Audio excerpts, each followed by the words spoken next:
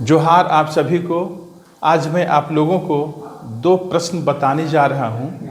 ये दोनों प्रश्न जवाहर नवोदय विद्यालय प्रवेश परीक्षा 2024 में पूछे गए थे।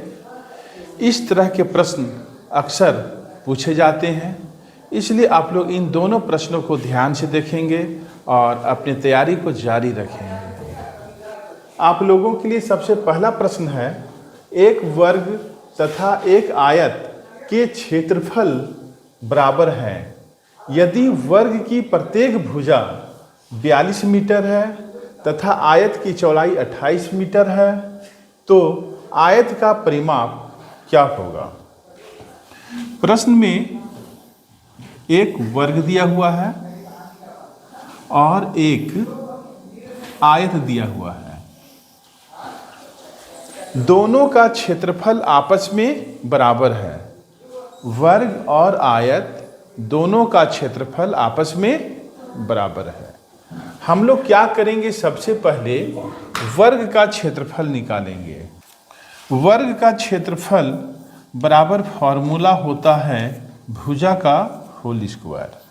वर्ग की एक भुजा की लंबाई 42 मीटर दिया हुआ है, तो आपको भुजा की जगह पर लिखना होगा 42 और इसका पावर 2 है तो पावर 2 देना होगा। होल स्क्वायर का मतलब होता है 42 गुना 42। 42 को 2 बार लिखना होगा। ओके। प्रश्न में दिया हुआ है वर्ग का क्षेत्रफल और आयत का क्षेत्रफल, दोनों का क्षेत्रफल आपस में बराबर है। ये दोनों क्षेत्रफल बराबर है और हम लोगों ने अभी निकाला है वर्ग का क्षेत्रफल कितना है? 42 गुना 42। इसे आपको लिखना होगा मीटर स्क्वायर। Metre square. इसे मैं अभी गुना नहीं कर रहा हूँ, इसके पीछे कुछ रहस्य है ना? क्या कारण है वो पता चल जाएगा। आयत का चौड़ाई दिया हुआ है 28 मीटर। हम लोगों को निकालना होगा आयत की लंबाई।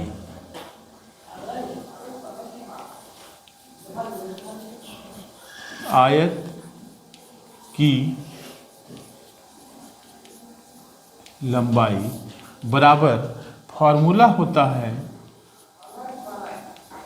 क्षेत्रफल बटा, जब यह लंबाई रहेगा तो नीचे लिखना होगा चौड़ाई। क्षेत्रफल कितना है? 42 गुना 42 बटा चौड़ाई कितना है? 28। ठीक है। यहाँ पर देखें आप लोग 42 गुना 42, यदि मैं इसे गुना करता तब यह एक बड़ा संख्या बन जाता, और जब मैं गुना नहीं किया हूँ, एज इट इज रहने दिया हूँ, तब हमें यहाँ पर काटने में सुविधा होगा। कैसे काटते हैं? 17 पहाड़ा से 7 चौक 28, 7 छक 42, 2 दूना 4, 2 से 21 दूना 42, 2 एकम 2, 2 तिया 6, कितना आ गया? 21 तिया 63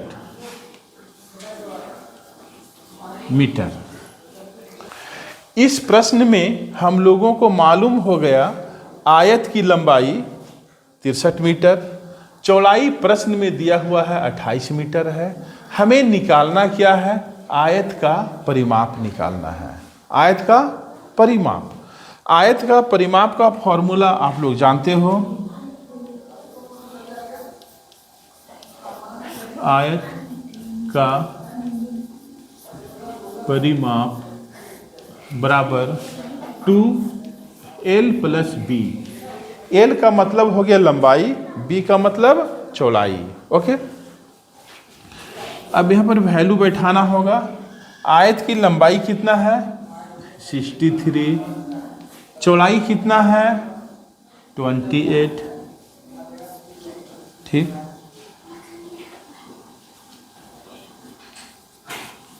दोनों को जोड़ना है। 8 3 11 का 1, हाथ में 1, 6 2 8 और 1 9। यदि आप इसे गुना करेंगे तो कितना आएगा? 2 एकम 2, 2 9 18 मीटर। इस प्रकार आयत का परिमाप कितना निकल गया? 182 मीटर। ऑप्शन में देखिए 182 कहाँ पर है? Option D. Option D 182 metre इस प्रश्न का सही आंसर होगा। ठीक है, इसके बाद हम लोग आते हैं क्वेश्चन नंबर 2 में।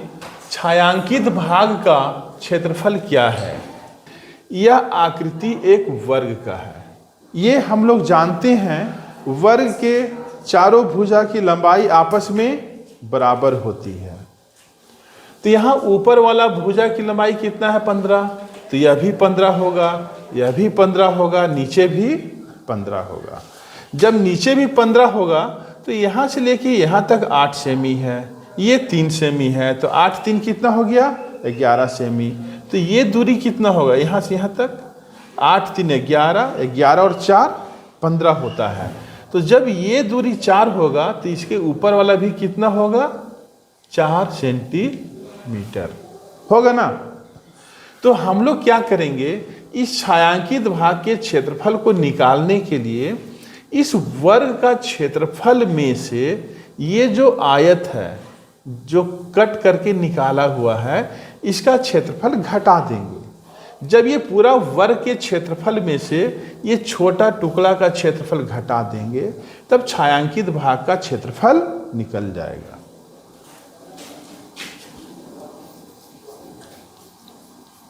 छायांकित भाग का क्षेत्रफल बराबर, सबसे पहले वर्ग का क्षेत्रफल निकालना होगा और वर्ग का क्षेत्रफल बराबर होता है भुजा का होल स्क्वायर। वर्ग का क्षेत्रफल बराबर होता है भुजा का होल स्क्वायर। इसलिए हम लोग क्या करेंगे, इस वर्ग का क्षेत्रफल निकालने के लिए भुजा का होल स्क्वायर करेंगे। भुजा कितना दिया हुआ है? 15। तो 15 का होल स्क्वायर माइनस, इसमें से माइनस कर देंगे यह आकृति एक आयत की आकृति है। ये जो छोटा आकृति है ना, आयत की आकृति है और आयत का क्षेत्रफल बराबर होता है लंबाई गुना चौड़ाई। तो इसमें लंबाई दिया हुआ है 5 सेमी, तो 5 गुना चौड़ाई कितना है? 4 सेमी, इसको गुना कर देना है। 15 का स्क्वायर करने पर कितना हो जाएगा? 15 गुना 15 माइनस 5 चौके 20। 15 को 15 से गुना करेंगे तो कितना होगा? 225 माइनस 20 बराबर घटाने के बाद कितना आ जाएगा? 205। और यहाँ पर जो भी लंबाई दिया हुआ है उसका मात्रक है सेंटीमीटर में। ठीक है, तो जो क्षेत्रफल आ रहा है, ये जो छायांकित भाग का क्षेत्रफल हम लोगों को निकालना है और जो आ रहा है इस क्षेत्रफल को सेंटीमीटर होल स्क्वायर में लिखना होगा। अब देखना होगा कि 205 सेंटीमीटर स्क्वायर इसमें कहाँ है? तो कहाँ पर है? ऑप्शन ए में है। इसलिए इस प्रश्न का सही आंसर ऑप्शन ए 205 वर्ग सेंटीमीटर। सेंटीमीटर स्क्वायर बोलो या वर्ग सेंटीमीटर कहो, दोनों एक ही चीज होता है। ठीक है, इसमें कंफ्यूज नहीं करना है। ओके, तो किसी भी स्टूडेंट को इस प्रश्न को समझने में दिक्कत, इसको भी समझने में दिक्कत नहीं है? ठीक है, तो आप लोग क्या करेंगे, इन दोनों प्रश्नों को उतार लेंगे।